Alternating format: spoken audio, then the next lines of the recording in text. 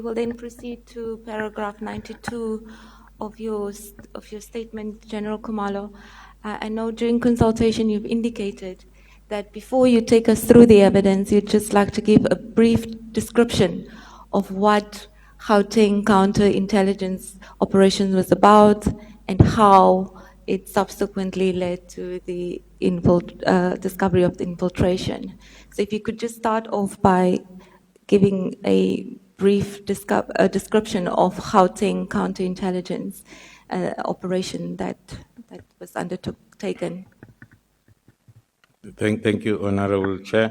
On paragraph 92, I'm indicating that the infiltration of criminals of the criminal justice system became quite clear to me through my work as head of crime intelligence, not as a project leader of PKTT.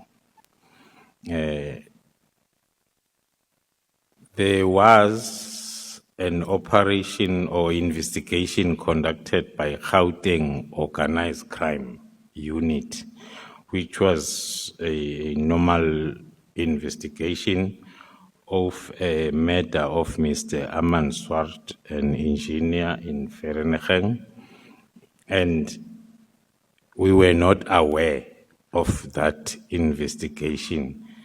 It was just their investigation. But then, because of the, if I go to next page, paragraph 96, where we are reflecting on the letter that was written by the senior state prosecutor addressed to the provincial commissioner of Gauteng, the deputy provincial commissioner, as well as the deputy national commissioner and the national commissioner.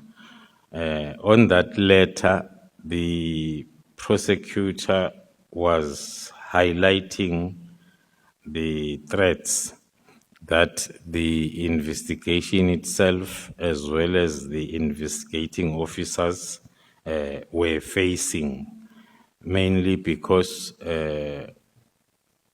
initially it was mainly because one of the accused was a former warrant officer in the SAPS, and who was identified as an organizer of hits within this organized crime syndicate.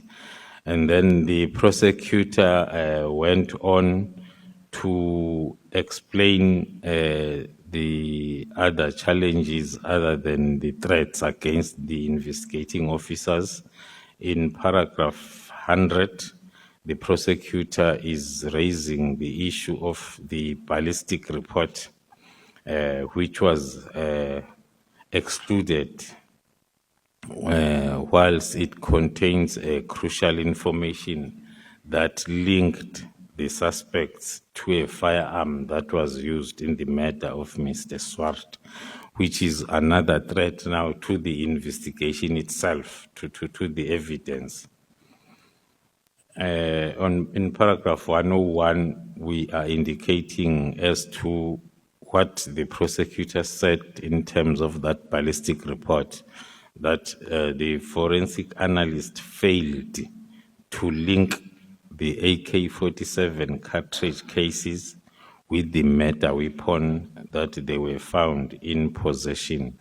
So meaning that if that intervention was not done, the accused were only going to be charged for possession of unlicensed firearm, not the killing itself, because there was that suspicious failure of linking the firearm with the killing by the ballistic expert. And then the prosecutor also raised the issue of officials within SAPS that were directly and indirectly involved in the efforts to destabilize the investigation. These are the concerns that are shared by the senior state prosecutor who's prosecuting the case, sharing it with the national commissioner and the provincial commissioner.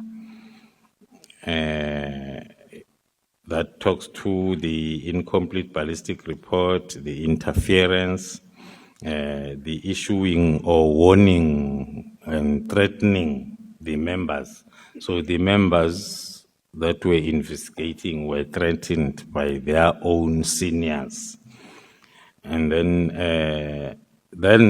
that resulted in that concern or letter then given to our provincial head, crime intelligence, Gauteng, to conduct a threat and risk assessment, which is part of our mandate against the investigating officers and the investigation to find out as to how true are these concerns raised by the prosecutor. And then upon the finalization of the threat and risk assessment, and then the provincial head deemed it necessary to appraise me on that particular threat and risk assessment, as well as his recommendations. And then from my side, upon assessing the recommendations and the draft threat and risk assessment, I then briefed the National Commissioner and thereafter took a decision to register a counterintelligence project, of which I did that on the 29th of August. The letter by the prosecutor was dated the 5th of August. So after 2 to 3 weeks of the detailed threat and risk assessment, and then when it was presented to me, I then took that decision based on the level of threats. So as then we are able, because it's one of our mandates as crime intelligence to implement counterintelligence measures, whether proactively or reactively, to protect police SAPS operations as well as its personnel. The heading itself, it's long, events leading to Gauteng counterintelligence operations and further evidence of infiltration. But for ease of reference, I term it the beginning of PKTT and General Khumalo's problems. I was invited to this problem by that threat and risk assessment and the decision that I took, which then meant that we had to marry the Gauteng organized crime investigation with our counterintelligence investigation into one operation, which then gave birth to Gauteng counterintelligence investigation, the GCI Ops, because it was the combination now of both the investigation as well as counterintelligence measures or investigations. Then some of the measures that were put in place was to deploy our counterintelligence resources within the team and also the counterintelligence operatives. That was because of, firstly, the level of SAPS officials that were involved in this threat. It was evident to me then that, as it's normally the case, once you conduct a threat and risk assessment, you come up with recommendations. There must be a plan put in place to neutralize or to deal with that threat so as it does not become permanent. Hence, then one realized that for this particular operation, one will need the assistance from the highly specialized team to ensure that the investigation will be advanced swiftly as well as safely. That is when then I took the second decision to discuss with the Provincial Commissioner of KwaZulu-Natal the possibility of then getting assistance, temporal assistance from the PKTT. Hence, then I termed this as the beginning of my problems with those two decisions and the problems that the PKTT concept or name, how was it dragged into this problem. And then in response then to that request, then we agreed with the Provincial Commissioner for us to get around about 10 members to be seconded to the GCI Ops in order to conduct that swift operation to neutralize the threat. The point that maybe I must stress on paragraph 106, the last sentence that says, although these 10 PKTT members worked on the dockets were not transferred to PKTT. They came to assist for a short period, so as then the threat is neutralized as quickly as possible. Then on the members, 10 members that you requested, I felt it important to include them in my paragraph 107 because they came on board on the 19th of November 2024. I felt it important to list them so as one can continue demonstrating the methodology that is employed in the PKTT. Out of 10 members of PKTT that were requested, there is only one investigating officer. The rest, which is 9, are different experts because we needed that expertism so as then we are able to swiftly deal with the problem. From the ballistic analyst, as the Honorable Committee will recall, one of the issues raised by the senior state prosecutor was the ballistic report. So we had to include the ballistic analyst, the forensic digital analyst, the case of Vereniging Amanswart had a lot of digital forensic work that needed to be done. The call data analyst, the crime scene investigators, 3 of them, because the crime scene of Amanswart was divided into 3 crime scenes. The first scene number 1 was where he was shot. Scene number 2 was where the first vehicle was intercepted. Scene number 3 was where the other vehicle and firearms were found in a particular house.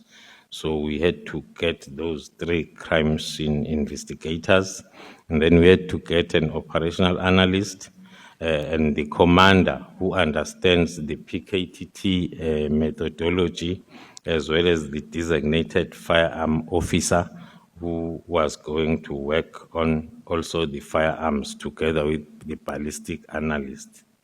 And then as I've indicated, with one investigating officer.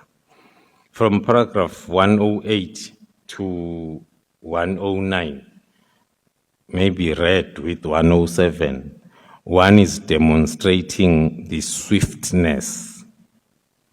The team of experts comes in on the 19th. By the 5th of December, they are in a position, I can safely say they had identified the whole cartel, and they were in a position to start the first takedown operation. That is within the space of 3 weeks. Then on paragraph 109, one is introducing then the second assistance. To put it practically clear, the experts came to assist only for between 2 to 3 weeks, and they withdrew because most of the analysis work was done. So the team, the GCI Ops, was now ready to start with takedown operations. Then for the first takedown operation on the 6th of December, we had to request again the expertise, different expertise now from PKTT in the form of combat members as well as special task force for that particular takedown, which was divided into two. The first one was to conduct, to effect an arrest on Katiso Molefe, as well as the questioning of Vusimuzi Matlala regarding the parallel case, which was and still kidnapping. So that is the second support that the PKTT gave to the GCI Ops. It was a one-day operation when the combat teams had to come in. The reason for that, during the analysis and the threat and risk assessment, it had come out that almost the whole of SAPS in Gauteng is working for the cartel. So hence then we had to get the combat team even from the PKTT, and even the special task force that we used for that operation was not from Gauteng province, but was from outside Gauteng province. That is the operation of the 6th. So the PKTT suffered and is still suffering for that assistance of 2.5 weeks and 1 day, which raised a wrong impression that PKTT is investigating the cartel. PKTT came in to assist. Just a moment, General. Honorable James. Thank you, Chair. I almost fell off my chair now. Did I hear the General correctly when he said an analysis was done and you found that almost the entire Gauteng SAPS was working for the cartel? Just clarify that statement, please. Thank you, Honorable Chair. We say that because whatever that we were doing in now this covert operation will find its way to the very same cartel. That is from the resources. I think even the vehicles were all over the social media. The vehicles with registration plates that were used by the team. So as the team is working, they are going to courts and to police stations. So where they are, and then they are, then whatever that they are doing is given to the cartel members. We had collected a lot of information and identified a lot of members from within. Maybe let me make an example of the uniform combat teams. There is this, what is happening in Gauteng, where the highly trained combat members of SAPS are moonlighting for the cartels. In other words, working outside their working hours. It happened to the team, I think, on 2 occasions when they are moving with the combat teams from Gauteng. They get to a cartel member, and then the member will ask, "Hey, what are you doing here? Because you were with me last weekend, working for me." So that will be my answer.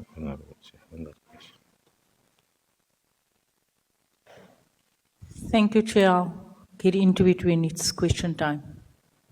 Thanks.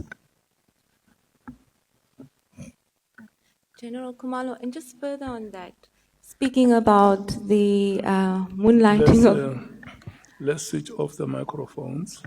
Honorable James. Honorable James, look at me at the same time. Let's... Can I go? Okay.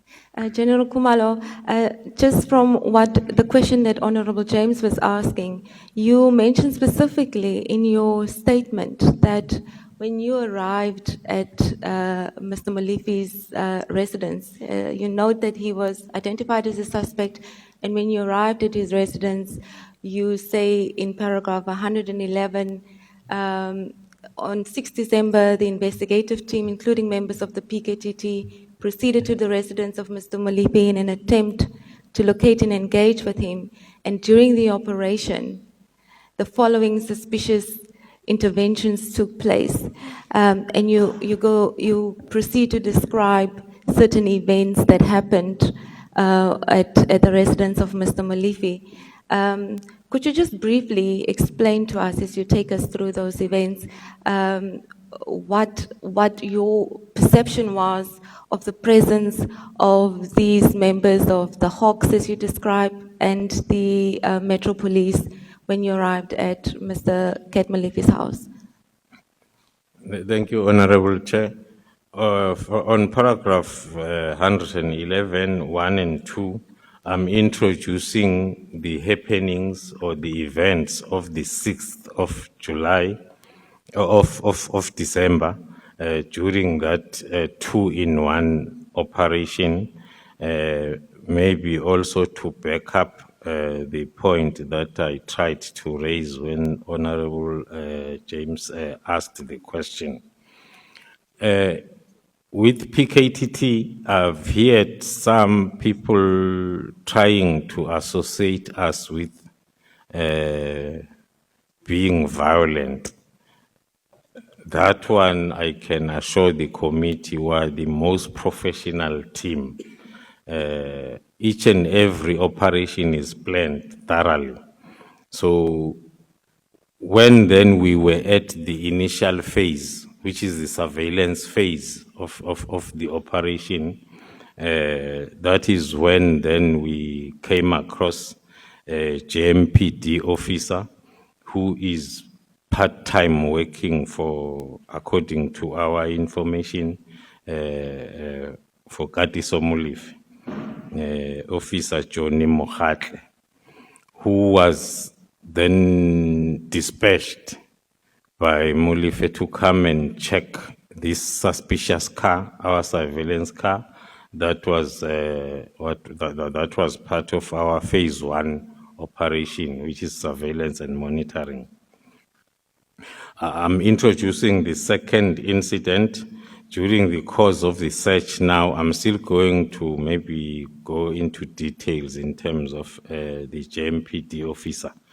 But then during the course of the search, a helicopter was then dispatched to hover on top of the house where the members were working and monitoring, and it was dispatched from the law enforcement again.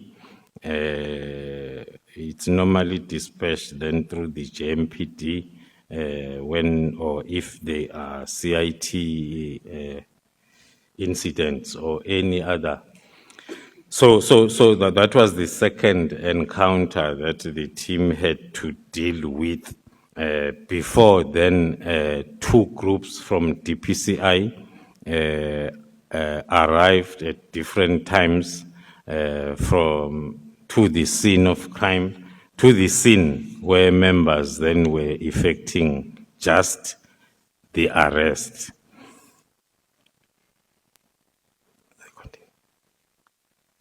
Then maybe then as I approach the interference by the Hawks specifically, I will then give a short narrative as to what happened. Firstly, the first group, maybe before I get to the first group, let me remind the committee that although I touched on it, but it's still coming where, because JMPD officer have got the systems in his phone, can circulate, track, and do whatever the vehicle.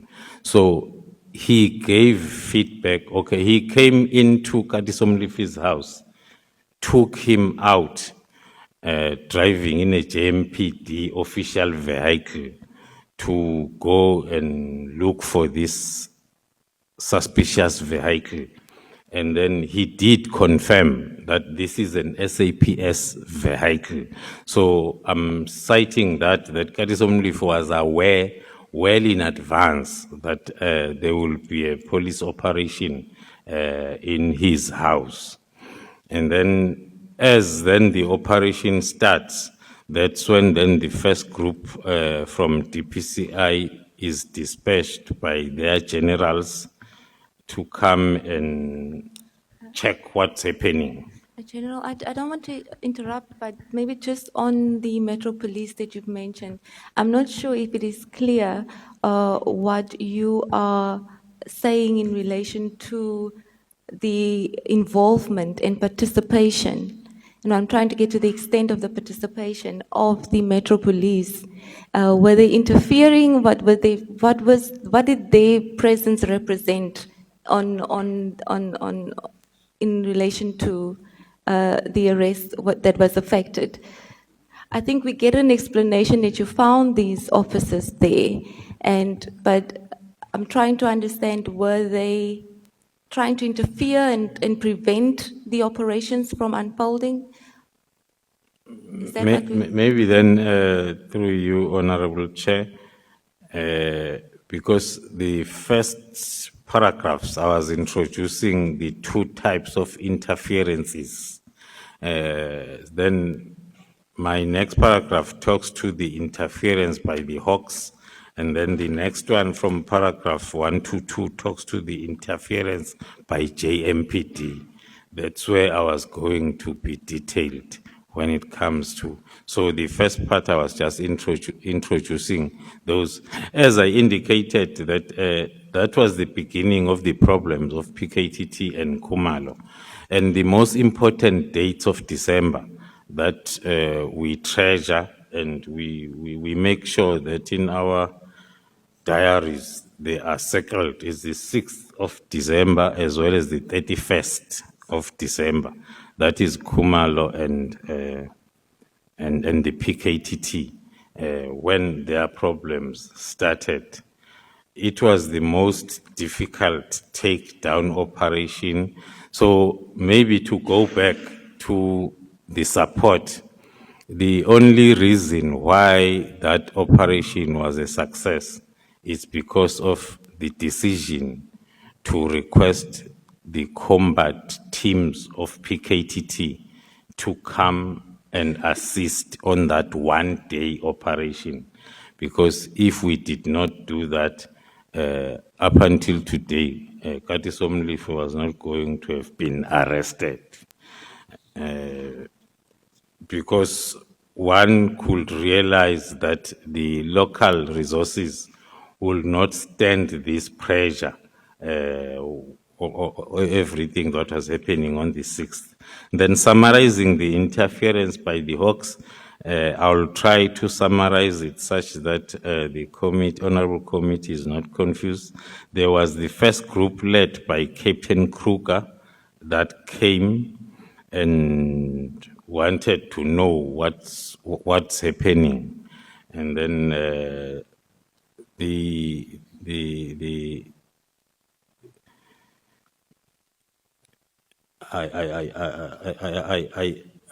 I emphasize the professionalism of PKTT, but the professionalism, it includes also the mental strength and fearlessness, because no matter how hard you try to introduce yourself as a VVIP, but you won't be able to do what you want to do.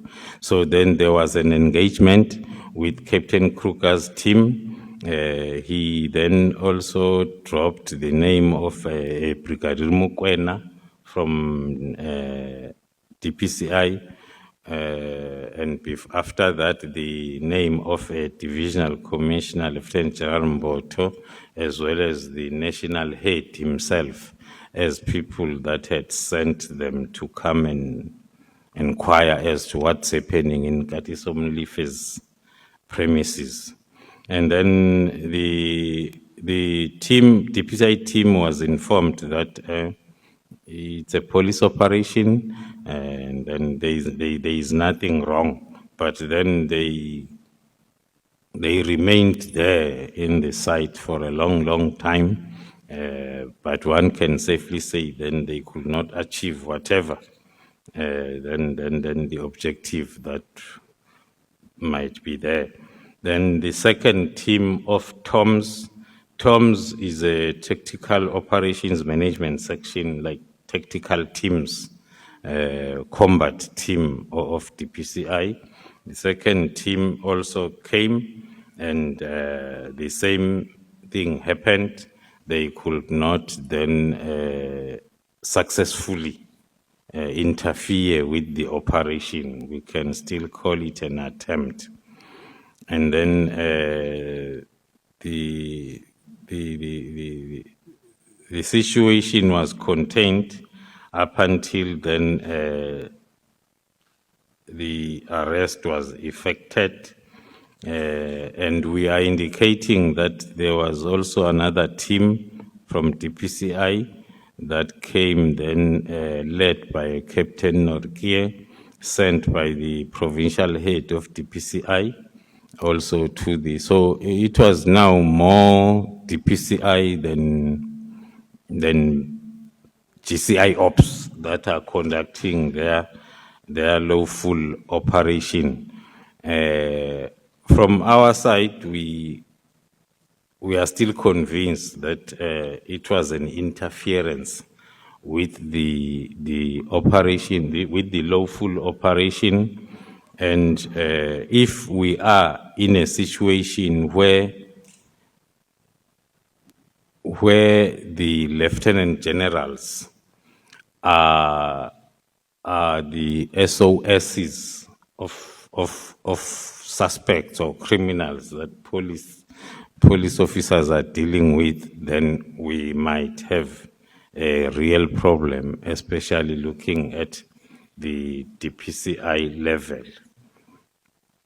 Then the interference, to finalize the interference from the JMPD, as I've introduced it, and we have, with all these people that I've mentioned, we have statements under oath affidavits that are annexed. Also, with regard to the JMPD officer, we have an affidavit as well as his commanders and the principal's affidavits that he confirmed that He has a long relationship with Mr. Molefe and Mr. Tau. Mr. Tau is one of the hitmen that are used by the cartel to eliminate people. And then he indicated that he is frequently requested by Mr. Molefe to register his vehicles, and then in turn, then he gets a 500 rand per vehicle. And on the day of Mr. Molefe's arrest, this JMPD officer stated that he reported on duty, but left due to ill health, like reporting that he's not feeling well. And he went home, according to the supervisors and himself, initially. And then he says, following the reporting sick, he received a call from Molefe regarding a suspicious vehicle, the story that I've summarized. And then he came, he collected Molefe in a service vehicle, JMPD, to go and investigate now and look for this car. They drove past and then returned Molefe back to his residence. After conducting that search and the plate and the tracking, he then gave the report to Mr. Molefe that was a vehicle belonging to SAPS. So Mr. Molefe was aware well in advance that there will be an operation on that day soon. And then on paragraph 124, that's what will happen then when you try to make sense of what is not making sense. In his own affidavit, is indicating that after giving feedback to Mr. Molefe, he resumed his regular patrol duties, forgetting that initially he had said he reported sick when he left his employment. His statement is attached as SDK 12.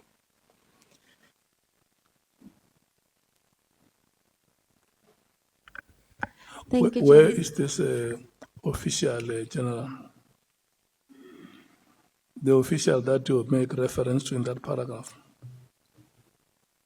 The last time we checked, because we are continuing with our interference or obstruction case investigation, the last time we heard that he was suspended or removed from the station where he was working, where it was possible for him to work for the cartel in terms of utilizing the police systems as well as being the advanced team. That is, there is somewhere where I spoke of the importance of having the criminal justice system within the cartel, that you are in an advantageous space because you are informed in advance of the police operation that is coming. No matter how discreet our operation of the 6th was, but when I get to the second part, I'll reflect again as to when the team got there. They were told and shown evidence that we know where you were staging, and I was expecting you here, and I was told by warrant officer so and so. So in Gauteng, no matter how discreet you want to be, and then it is nearly impossible. Okay. Honorable Sangon. Sorry, General, it's just clarity. So all of these events on the 6th are prompted by one lone surveillance vehicle that Mr. Molefe sees out of his house. And secondly, to the best of your knowledge, this man was not under investigation by DCPI. And finally, the operation happens the same day, so he's arrested, and they're still there while you are carrying out the operation to arrest him. Yes, according to our information, there was no investigation by DPCI, but then the teams stayed there for as much as possible until one will think that until then they realize that the team is done now with the search, and they are moving with him, taking him to the sites. Honorable Sokanye.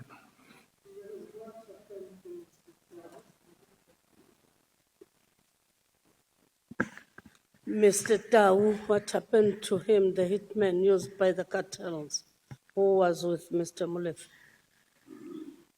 Thank you, Chair. Mr. Tau, a warrant officer, a detective in Johannesburg Central Police Station, was arrested as one of the hitmen that killed Aman Swart, and he got bail. So when the SPP was sharing her concerns, was when Tau was on bail, and then that's when then the threat levels increased against the investigating officers, because they are colleagues, they are working in the same place.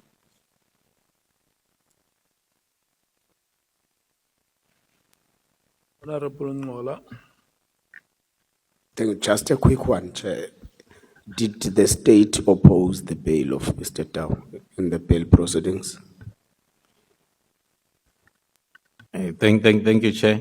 The state did oppose the bail, successfully so, and Mr. Tau, warrant officer by then, was then remanded in custody. But then, mysteriously, he appealed for that bail, and also that is when then the senior officers will approach, senior officers now in Gauteng will approach these investigating officers to say, you must not oppose the bail appeal of Tau, such that before the appeal day, they were told that he's going to get out. They went there, they opposed bail, but they failed. But the writing was on the wall that everything is arranged, and then unfortunately the senior officers came back to thank the members for not opposing bail, thinking that it's because of that. But then that was the time when then we came on board, and then we were starting now to be the GCI ops, and then we managed then to implement counterintelligence measures that resulted in him being taken back to custody. So he's back into custody, but then departmentally, he only resigned a few days before we rearrested him, and then he resigned.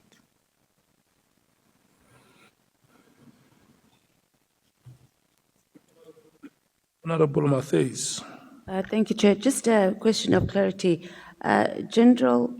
Lieutenant General Khumalo, you say everything was arranged. What do you mean that everything? You said that everything was arranged in terms of the bail when he appealed the bail application. So who was involved in arranging? Because, General, we really need names. Otherwise, we just talk it in the air and we're just sitting here and it's going to be like you're giving us a lecture on what's going on behind the scenes, but we do need names. So you said everything was arranged when he was appealing bail, and it was a known thing that he was going to get it. So speak to us about how it was arranged, and according to you, who was involved in that. Thank you. Thank you, Honorable Chair. It started with the request via, there is a member, I might not have particulars here, but there is a member who was part of the team who was then sent to talk to the team that there is this request that you guys don't oppose bail. The arrangement came from a senior officer, a brigadier, a general, Shibiri, who is the head of organized crime at head office, who called the members and told them that whilst they are preparing for bail opposition, that there are 3 envelopes that are in place. One is for you detectives, one is for a prosecutor, one is for the magistrate. So for that bail to be, so we have sworn affidavits to that, if I can mention some few names narrating the pre-arrangement of that bail. And it was indeed successful, besides the opposition that was put at court.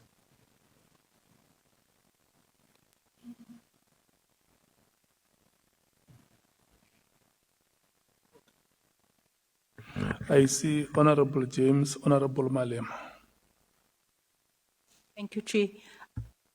Shibiri, is he the same person that we heard previously that works closely with General Sibia? Yes, Honorable Chair, Honorable Members, he is working, as I've said, as head of organized crime at national office under General Sibia's office. Thank you. Thank you, General. Why is Shibiri not arrested? Because if you've got that evidence of Shibiri interfering and defeating the end of justice, why is he not arrested? Because this doesn't need us. It doesn't need a commission. When a person commits a crime, must be arrested there and there. You've got affidavits, it's clear. Why is he not arrested? Thank you, Honorable Chair, Honorable Members. As I've indicated, the investigation with regard to the interference from this SAPS side is at the advanced stage, and then including the names that I've mentioned from DPCI and JMPD. So the investigation is almost finalized.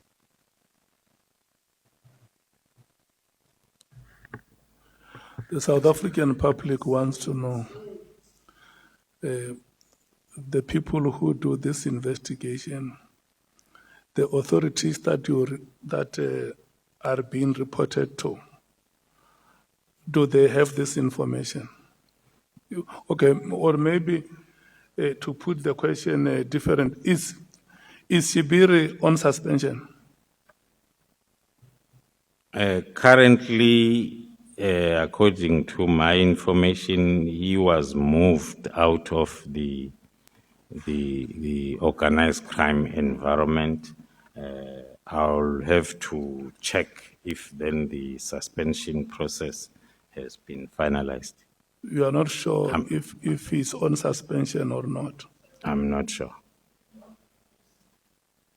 But this information that you present before this committee, the authorities of the SAPS know it is at their disposal.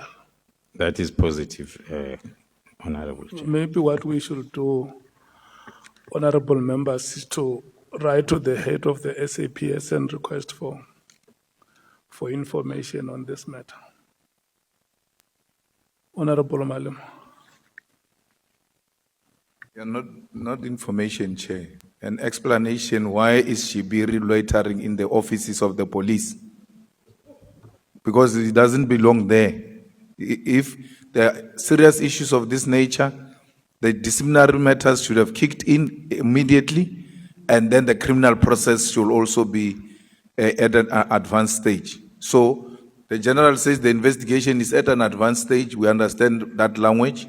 We need to know internally what is happening. Is he still there? And if he's there, why? What are the reasons? Okay. Can I check members agreed? Thank you so much.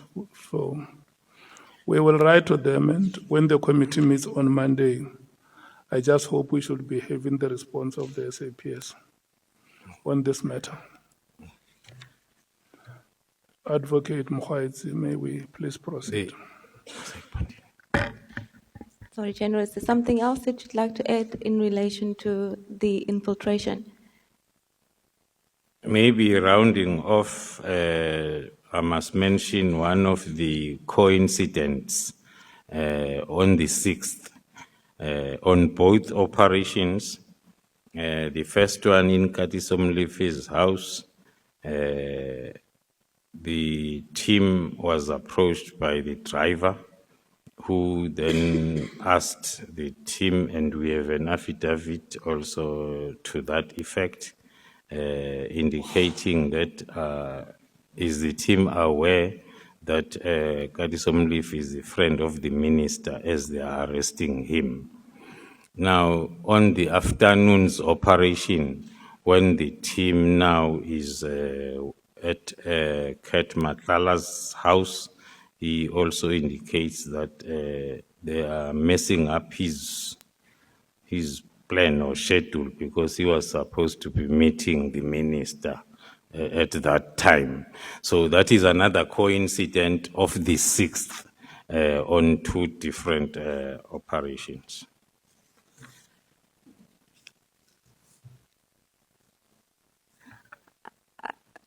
I think that takes us then through to the events leading up to the disbandment, because in under that particular topic, you speak about the raid that you conducted on the 6th of December at Mr. Matlala's residence.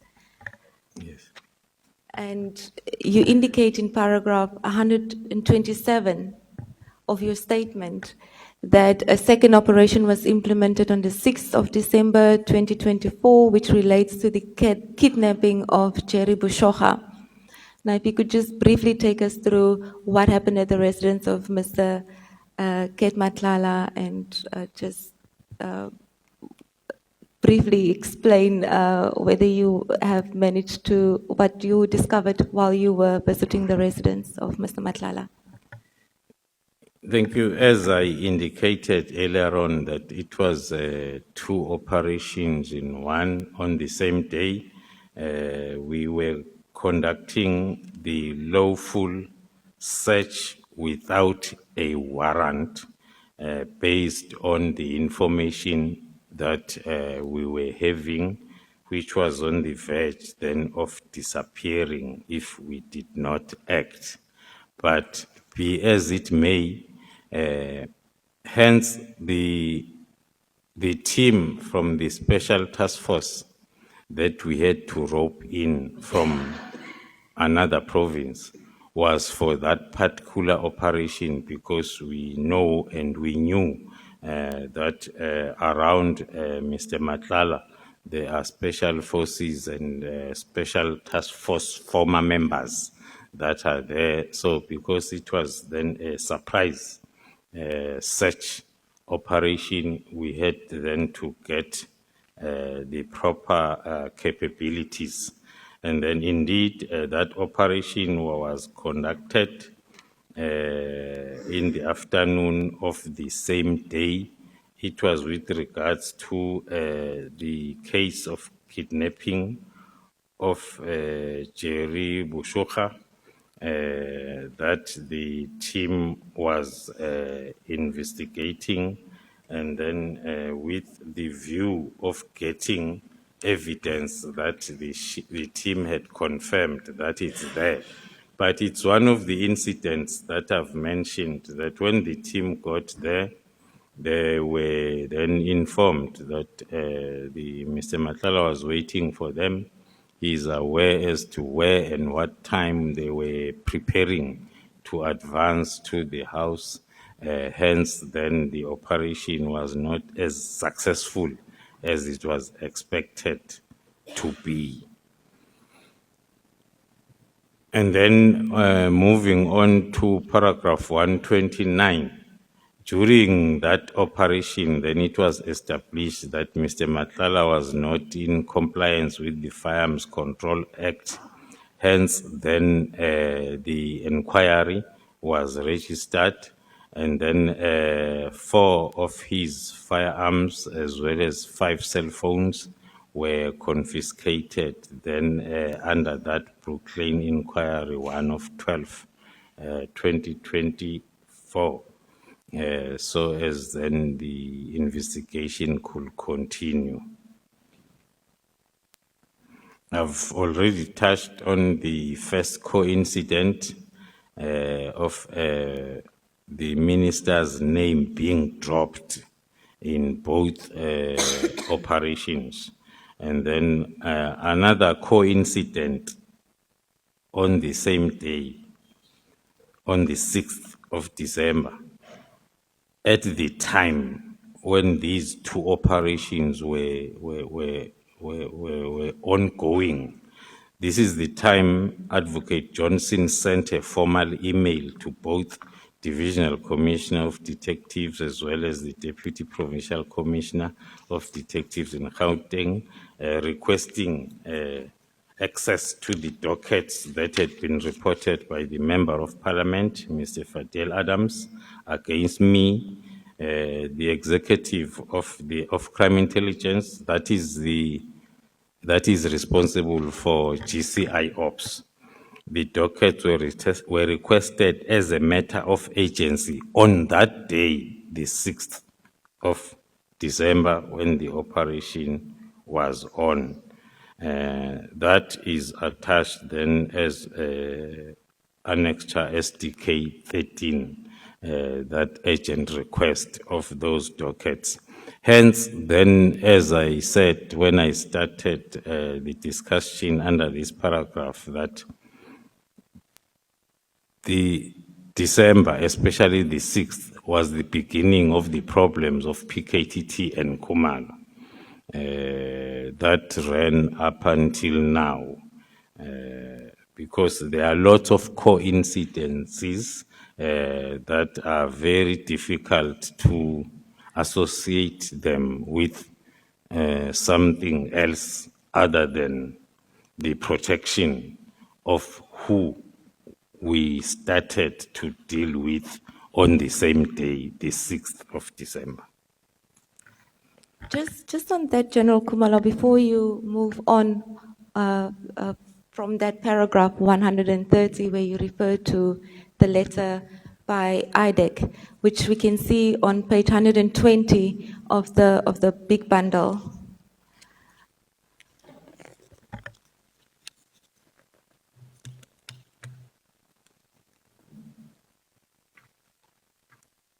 Yeah, just before you respond, General, let's take Honorable Malema. General, what's happening to the case of Jerry Boshoga? Because it has been going on, and it creates a very bad image of you and the crime intelligence and the police. That we can't find one man, the whole police system can't find one man who has been missing, identifiable businessman. Can you imagine if a villager that looks after goats disappears? It will be worse than what we are experiencing now. What's happening to that case? Because you touched on it before. Right. Thank you, Honorable Chair, Honorable Member. The case is under investigation, but it has been having those challenges. During that time, the team was working on that case as instructed by the National Commissioner. But soon after that operation, that case was reallocated by the Deputy National Commissioner, James Bia, to another team. So up until recently, when then the National Commissioner has directed that the team must resume the investigation of the same case. Which team, the first one or the severe one? They directed which team to resume the investigation? The team that conducted an operation on the 6th, the case was taken away from them soon after that operation, until recently, when the National Commissioner has directed that the team must be reassigned that case. So the team has started now to continue with the investigation that they were at the advanced stage in December 2024.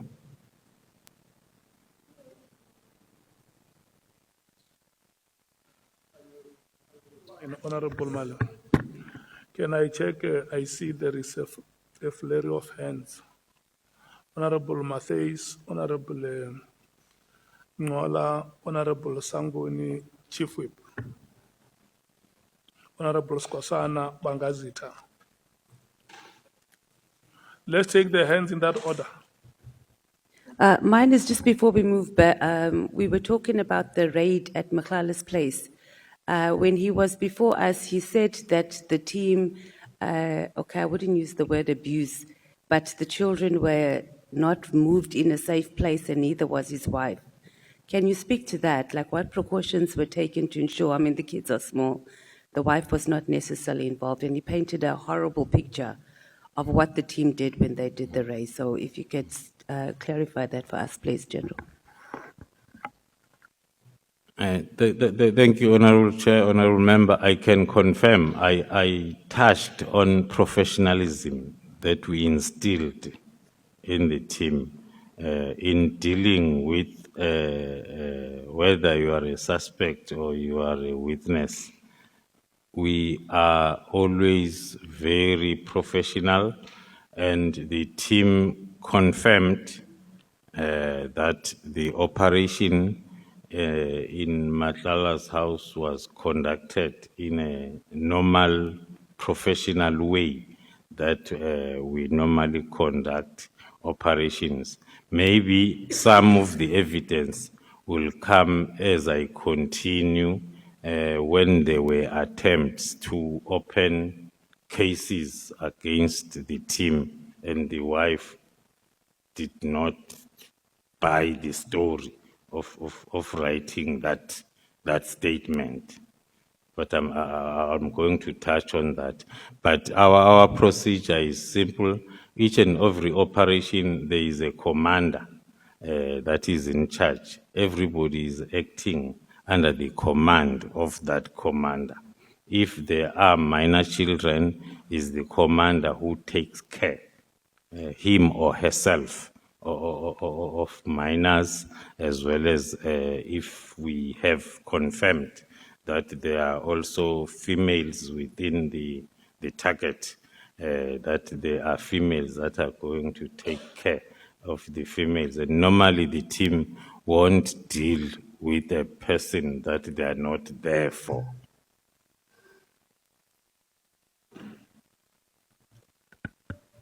Honorable, okay. Honorable Mattheys, are you satisfied?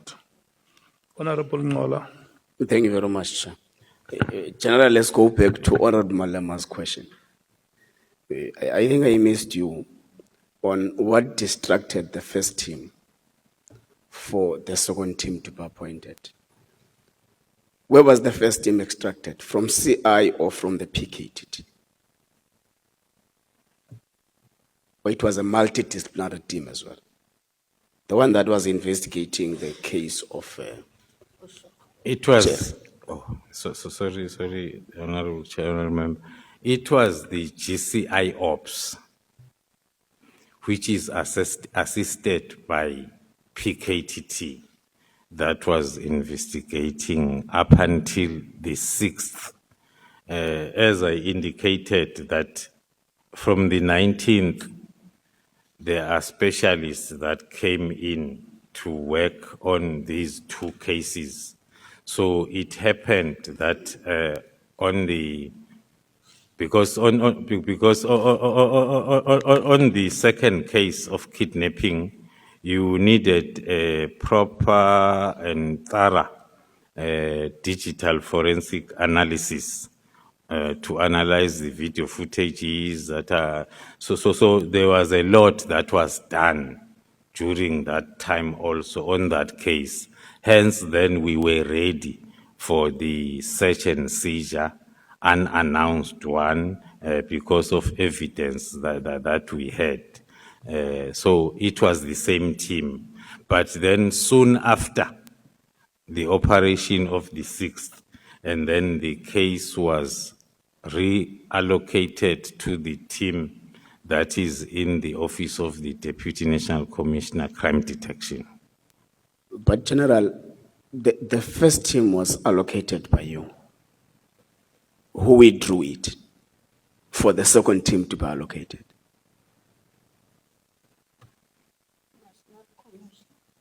The first The team, first team was allocated by the National Commission. By the National Did the Commission. National Commission withdraw the first team for General Spear to appoint his own team? No, he did not. So it was a parallel team in a way. A parallel team, I can. So confirm. General Spear is behaving like a parallel National Commissioner.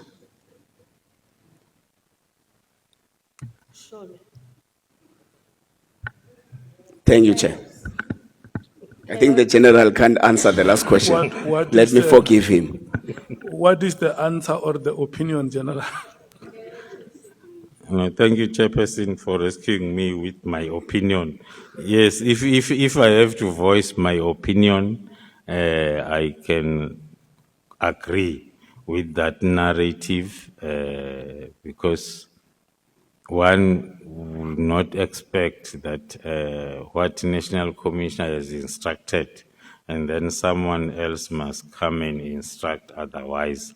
But one can say it was the chaotic moment. As I say, chaos started from the 6th. So as these things were happening, building up to January, we are still going to see as we move along the timeline as to how chaotic the situation was. Can we proceed? Honorable Sangoni.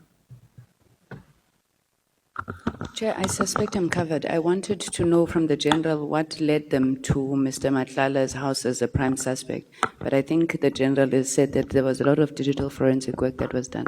I'm covered. Thank you, Chair. Chief Whip. No, thanks, Chair. General, my question is very linked to I think the latest question from Honorable Ngola. Has there been any opportunity for Spear to explain, General Spear to explain, why has he taken a decision to appoint a task team over and above an existing one appointed by the National Commissioner? So that's my first question.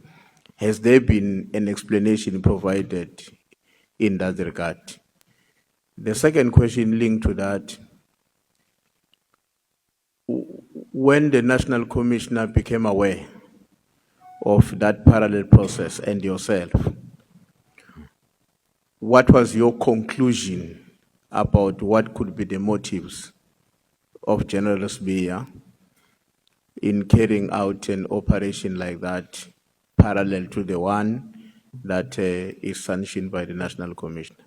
I'm asking this question because I assume that, as we were told by the generals who came before you, that there's something called NASCOM, or a body of a national commissioner, provincial commissioners, where the lieutenant generals who are at the head office also attend. But it's BOC or something, yeah. But beside that, I think there would be a direct communication between a national commissioner and any of his deputies. So I'm asking in that context, has there been any explanation provided either directly, one-on-one, or in the board? Thanks. Thank you, Chair. Maybe giving the response, Honorable Chair, that will cover both questions. There's never been an explanation, but then one cannot be able to say at this level because one is reporting to the Deputy National Commissioner, Crime Detection. General Khumalo is reporting there. Now, if General Khumalo is called by the National Commissioner in the absence of the Deputy National Commissioner and direct that this case must be investigated by the GCI Ops, one then will presume that the National Commissioner would have informed the Deputy National Commissioner. So we were moving along with the investigation with that on mind, only to realize afterwards. Now again, when the reversal is happening, the Deputy National Commissioner wanting to reallocate the docket to his team, one might think that there has been a discussion between the two of them and the National Commissioner, only to find that when one then gave the report to the docket is no longer with us, then the instruction of reallocating came from the National Commission. Through you, Chair. So the reallocation back coming from the National Commissioner was going back to the original team, or you had to set up a different team? No, the original team. Thank you, Chair. Charlie. Honorable Skosana. I was covered, Chair. Thank you. Honorable Nombalo. Yeah, no, just one question, Chair. General, is it ordinary for the Deputy National Commissioner to change a team unilaterally, to relocate? Is it an ordinary practice? Thank you, Honorable Chair, Honorable Member. It's not ordinary. It's not in line even with the discipline of what that is expected in the SAPS. So one would always presume that the instruction from the Deputy National Commissioner is something that has been discussed with the National Commission. So General Spear acted extraordinary by doing what he did. Yes, I can. He did the unprecedented. Yes, I can confirm. Okay. Thank you, Chair. Advocate Mukhaitz. Okay. Thank you, Chair. General Khumalo, I referred before- General to page. Let's take Bangazit. I think he was on the list here. Well, thanks, Honorable Chairperson. In fact, I have substantially been covered because my question was actually in relation to what Honorable Ngola has already asked, because there was a gap, in my view, from the time when the original team actually did the investigation and at the time when the investigation was taken over by General Spear and given to another team. So that gap to me was problematic. But I'm troubled with the coincidence of the 6th of December, where Advocate Johnson actually also comes into the fray on the same day, demanding the immediate, he used urgently, requesting, the dockets, should I call them dockets? Yeah, dockets, that those dockets be handed over to her as a matter of urgency, all happening on the 6th. What would have actually prompted her to demand those dockets to actually be handed over to her? And she's raising a question of the trust deficit issue on a matter that was originally reported to the police, but suddenly she actually is raising an issue of the trust deficit with the SAPS. Why would the complainant go to the SAPS in the first place if the issue of trust was his concern?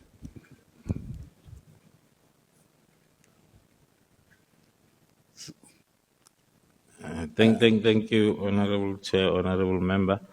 One was reflecting on the coincidence of because the dockets are for October, so now it has been November, it has been December, and the dockets were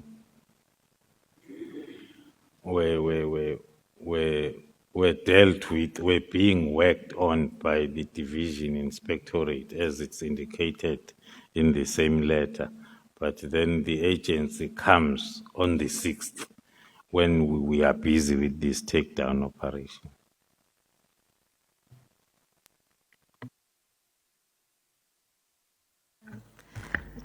Thank you, Chair. General Khumalo, just while we're there, I referred General to that particular letter because I wanted clarity on just confirmation whether the events that happened on the 6th of December, this letter that was ultimately written for the request of the dockets, this is also the very same.